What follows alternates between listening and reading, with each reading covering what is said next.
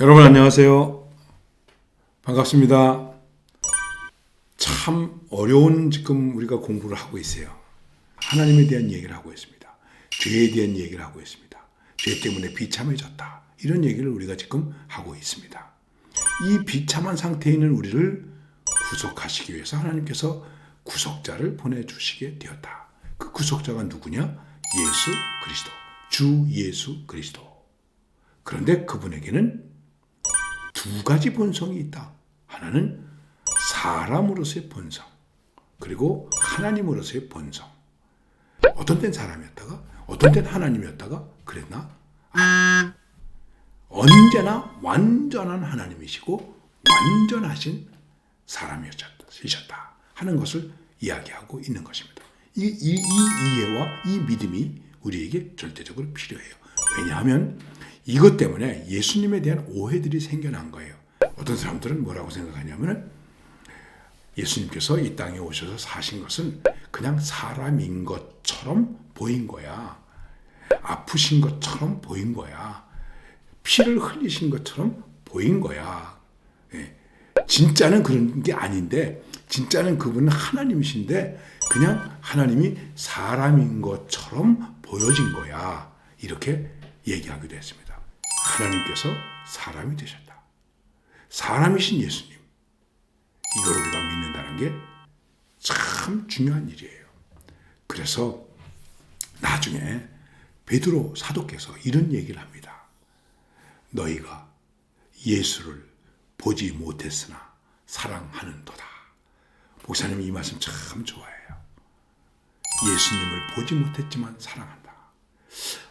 베드로가 어떻게 그런 말을 하셨을까? 너희가 예수님을 보지 못했지만 사랑하는구나. 왜요? 나는 예수님을 봤는데도 의심한 적이 있었고, 나는 예수님을 봤는데도 부인한 적이 있었어. 야, 그런데 너희들은 보지도 못하고 예수님을 사랑하고 있다니, 이게 얼마나 훌륭한 일일까? 아마 베드로가 그런 생각을 하지 않았을까? 여러분, 제자 가운데서 정말 그 의심이 많았던 제자가 누구죠? 도마는 예수님이 부활하셨다고 그러는데 그 자리에 없었다고 그래서 난 못 믿어. 난 봐야 돼. 손 못자국에 내가 손을 만져봐야 돼. 이거 봐야지 어떻게 믿어. 그래가지고 결국은 어떻게 됐습니까? 예수님께서 오셔서 도마야 봐라. 손 만져봐라. 옆구리에 손 넣어봐라.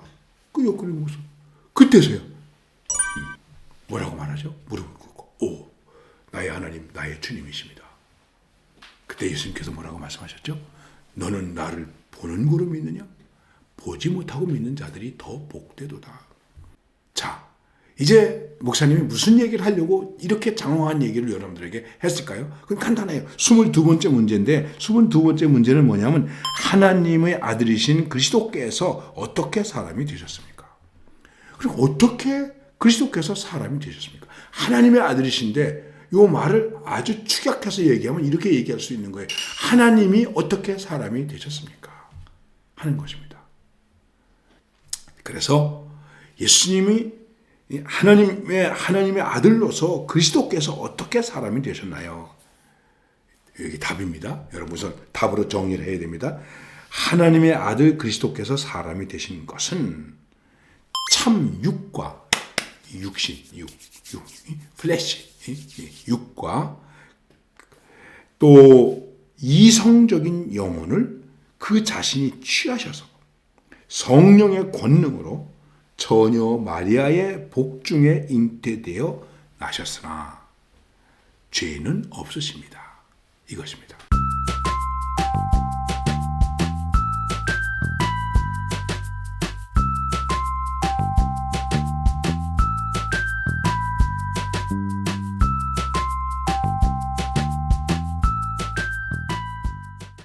사람이 가지고 있는 우리의 이 몸과 그리고 그 이성을 취하셔서 그리고 그 다음에 성령의 권능으로 이것이 중요한 것입니다.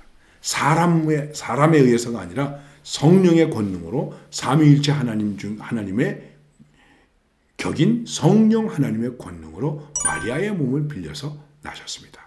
근데 마리아는 처녀였다. 이렇게 얘기하는 것이죠. 그리고 보통 여러분 이 말을 할 때 또 다들 웃어요. 아니 어떻게 그런 일이 있을 수 있는가 이렇게 생각하죠. 제가 한 가지만 얘기할게요. 창조에 대해서 뭐라고 얘기하고 있죠? 성경은 태초에 하나님이 천지를 창조하시니라.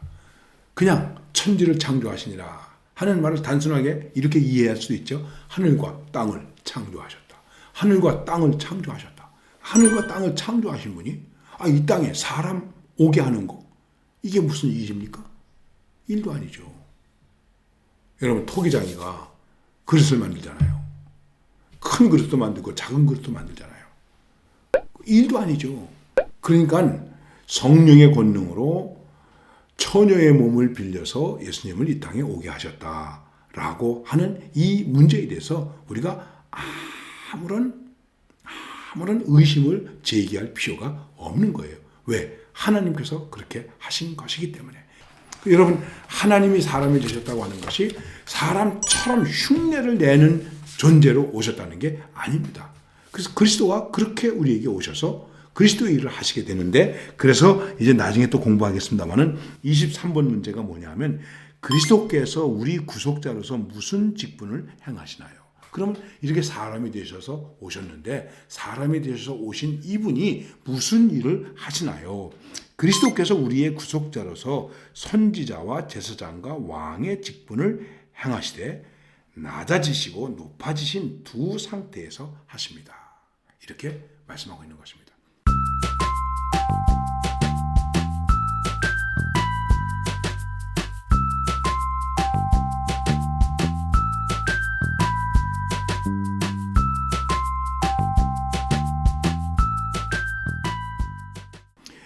하나님께서 하나님의 아들을 사람이 되게 하셨는데 사람이 되게 하신 예수 그리스도께서 무슨 일을 하시려고 사람이 되셨는가 하는 것입니다.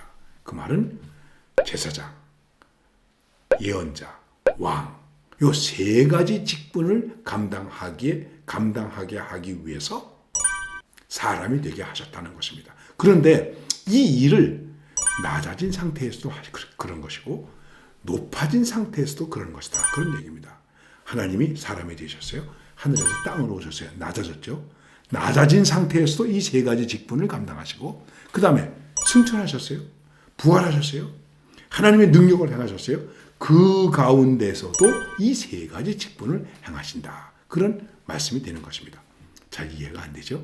여러분, 이 문제는 이제 또 앞으로 나가면서 더 또 이야기하게 될 겁니다.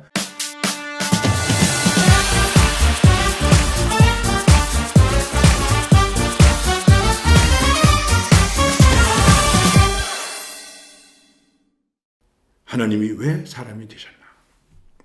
어떻게 사람이 되셨나?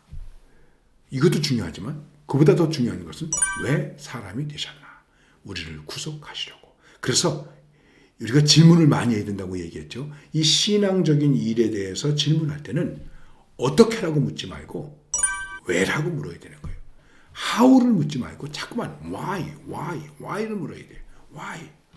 나 어떻게 하면 좋지? 이렇게 하면 안 돼요, 여러분. 여러분 삶에 대해서도 왜 내가 이걸 해야지? 왜 나는 여기에 있는가? 왜 나는 이 일을 하는가? 왜 이 말씀을 읽나? 오늘 나는 왜 이 설교를 들어야 되는가? 이 why? Why I am here? 이거를 생각해야 되는 거예요. 자, 이 신앙에 대해서도 마찬가지예요. 어떻게 해서 그렇게 됐어? 어떻게 그럴 수 있어? 이렇게 되면 자꾸만 의심이 생겨요. 아니고 왜?